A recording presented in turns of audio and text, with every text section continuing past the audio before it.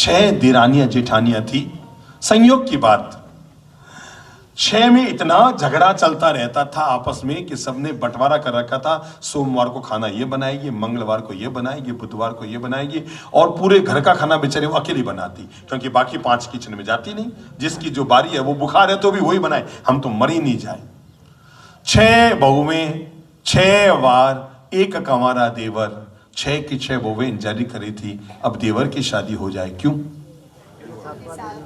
क्योंकि 7वां वार खाली था। उस खाना बनाने वाली एक बहू घर में आ जाए, नहीं तो उसके चक्कर में 6 की 6 को वापस लगना पड़ता था। हमारी एक भक्त परिवार के बच्चे की उस घर में सगाई हो गई। थोड़े दिन में घर का राज खुल गया कि वो तो इसलिए इंतजारी करे कि खाना बनाने वाली घर में आ जाए। वो देरानी की इंतजारी नहीं करती, खाना बनाने वाली की इंतजारी कर रही है। वो हमारे पास आई, गुरुदेव मैं जिस घर में जा रही हूँ वहाँ 6 की 6 लड़ रही है, झगड़ रही है, और वो मेरी इंतजारी नहीं कर रही कि देवरानी आ जाए। उनको लग रहा है खाना बनाने वाली ये जो खाली दिन है उसको भर दिया जाए। हमने उसको कुछ जीवन का पाठ पढ़ाया, परिवार का प्रेम पढ़ाया। उसने कहा गुरुदेव वैसे मैं डरती नहीं हूँ, मैंने आपके प्रवचन खूब सुने हैं, मैं आपको भगवान की तरह मानती हूँ, तो मुझे पता है मैं जहां जाऊंगी वहां जी लूंगी। शादी हुई, घर गई, रात को 2 बजे तो फेरे खा के घर गई थी, और सुबह 6 बजे वो किचन में आ गई।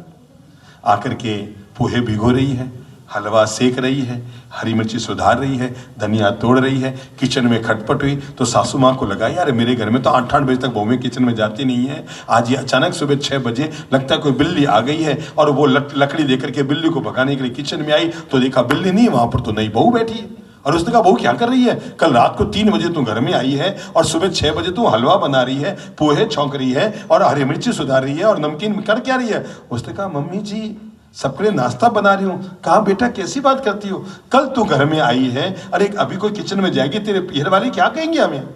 कहा मम्मा एक बात बताओ, ये लोग नाकोड़ा में भोजनशाला खोलते हैं, संबोधा में फ्री में भोजनशाला चलती है, और वहां पर जो लोग भोजन कराते हैं दूसरों को, वो भोजन कराना पुण्य की बात है कि पाप की बात है?